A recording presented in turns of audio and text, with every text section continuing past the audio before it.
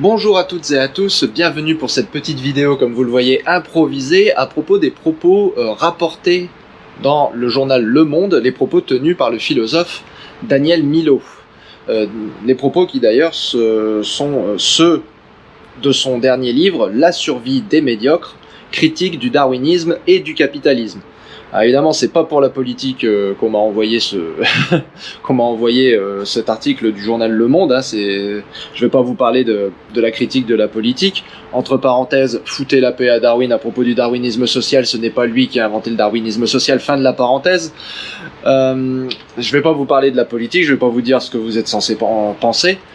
Et j'ai failli oublier, mais on va pas trop s'attarder non plus sur les approximations sur la biologie des girafes. Genre les girafes, quand elles naissent, elles tombent de 2 mètres de haut. Non, regardez la vidéo que je vous mets là.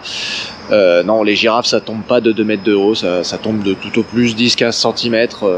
Une fois que les pieds sont complètement libérés, la tête, elle est plus qu'à 10-15 cm du sol. Donc, bon, bref. Mais c'est à peine important pour le reste du propos, mais c'est juste, voilà, on va juste laisser ça de côté. Évidemment, la question, c'est celle de est-ce que le darwinisme est utilisé à bon escient dans ce livre, dans ses propos.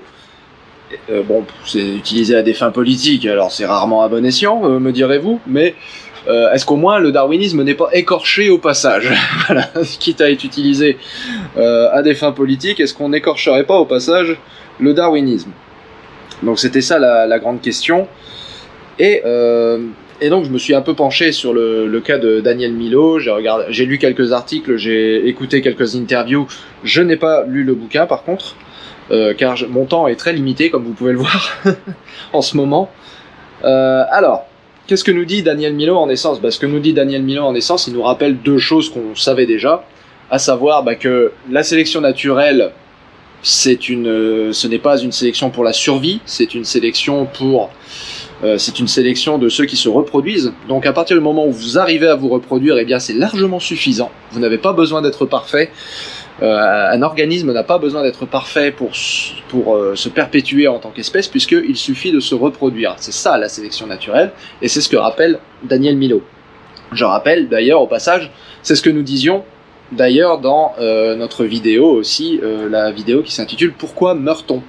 C'est si la sélection naturelle c'était vraiment juste la survie, en réalité on ne mourrait pas. Il existerait un seul et unique organisme gigantesque qui recouvrirait la planète entière, un organisme qui serait virtuellement indestructible et complètement immortel et incapable de se reproduire. Immortel parce que de toute façon c'est lui-même qui gérerait le climat de sa propre planète, puisqu'il recouvrirait la planète entière, et donc il n'y aurait aucune chance qu'il meure, quoi. Et donc de même il n'aurait pas besoin de se reproduire, puisque couvrant la planète entière, c'est lui qui contrôle son climat, il n'y a pas de changement d'environnement, puisque c'est lui l'environnement. Donc ça, c'est si la théorie de l'évolution, si la sélection naturelle, si la théorie de l'évolution ne se limitait qu'à la sélection naturelle, alors les évolutionnistes s'attendraient à ce qu'il n'y ait qu'un seul et unique organisme entier, immortel, recouvrant complètement la planète et indestructible, et contrôlant son propre environnement. C'est pas ça la vie, vous le voyez bien autour de vous, c'est pas ça la vie, c'est pas un seul organisme comme ça. Donc on sait bien que c'est pas que la survie, l'évolution, c'est évidemment la reproduction. Et la reproduction ne nécessite que de survivre jusqu'à l'âge de la reproduction. Après vous faites ce que vous voulez, vous crevez comme vous voulez. Donc c'est pour ça que tout n'est pas parfait, et c'est ce que Daniel Milhaud nous rappelle. Et ce que Daniel Milhaud nous rappelle, c'est aussi le concept de maladaptation. C'est-à-dire qu'on peut être mal adapté, du coup. C'est la deuxième chose qu'il rappelle. Cette maladaptation, c'est pas un concept nouveau du tout, hein. C'est un concept qui a été inventé fin 19e siècle, quasiment dès que Darwin a sorti son livre. C'est un concept qui est teinté d'eugénisme à la base, donc c'est pas très jojo, mais bon, maintenant c'est utilisé dans un sens tout à fait scientifique, et ça a été un peu lavé de ce sens eugénique. Mais la maladaptation, qu'est-ce que c'est? C'est tout simplement le fait que on n'est pas adapté parfaitement à tout ce qui existe, et c'est bien normal. Notre colonne vertébrale a des défauts, c'est pour ça qu'on a mal au dos. Et puis les éléphants perdent toutes leurs dents et finissent par crever d'inanition au bout d'un moment. Voilà, ce sont des maladaptations, ce sont des traits qui se maintiennent malgré le fait qu'ils sont désavantageux.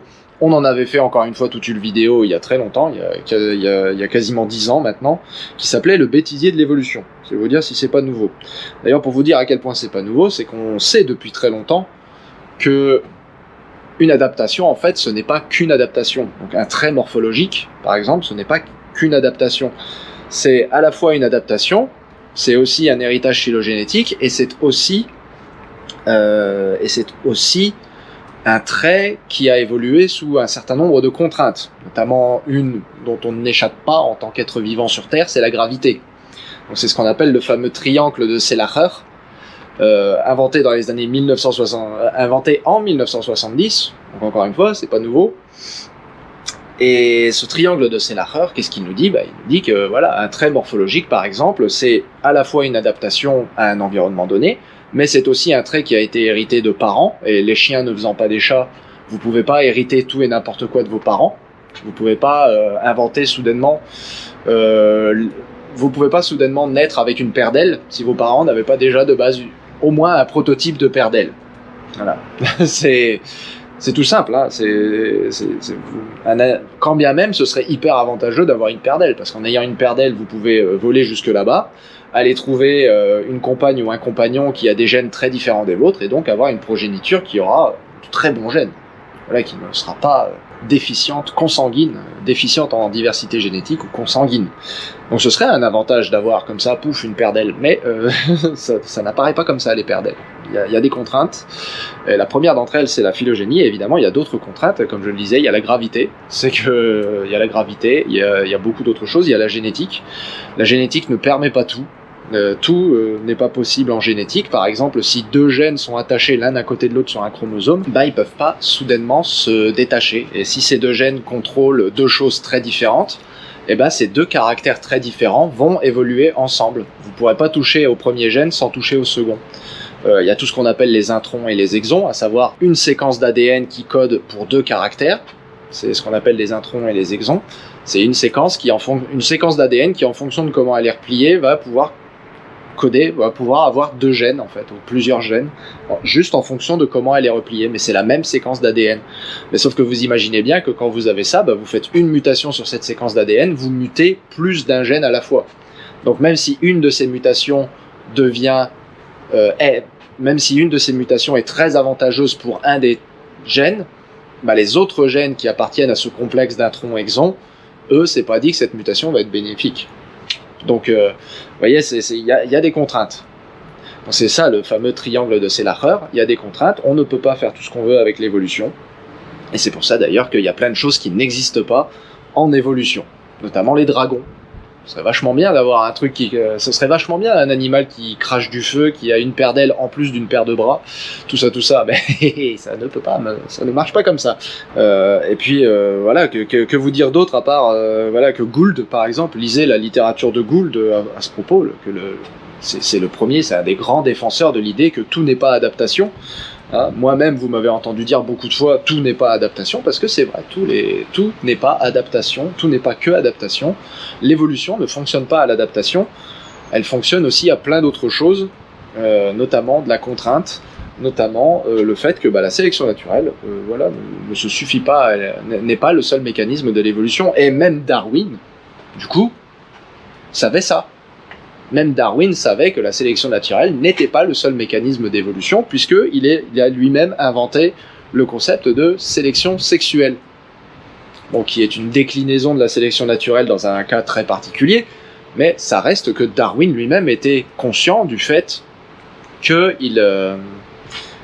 sa sélection naturelle, sa théorie de la sélection naturelle, ne suffisait pas à expliquer la diversité du vivant, et pourquoi notamment les animaux se contentent juste de se reproduire et que leurs adaptations ne vont pas au-delà de leur capacité à se reproduire.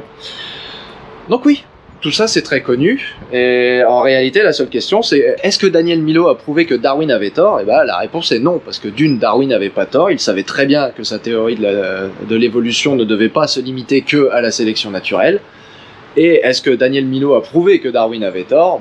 Non, parce que de toute façon, ça fait super longtemps qu'on sait que la théorie de l'évolution ne doit pas se limiter qu'à la sélection naturelle, que les maladaptations, on sait que ça existe, on sait comment les expliquer, il y a plein de mécanismes pour ça, et on sait que finalement, un trait morphologique ou génétique, ce n'est pas que de l'adaptation, et on le sait depuis les années 70. Donc voilà, en gros, ma réaction à cet article du journal Le Monde, que je vous mets évidemment en description, et je vous invite à lire Stephen Jay Gould. Voilà, je vous dis à très bientôt sur notre chaîne, salut!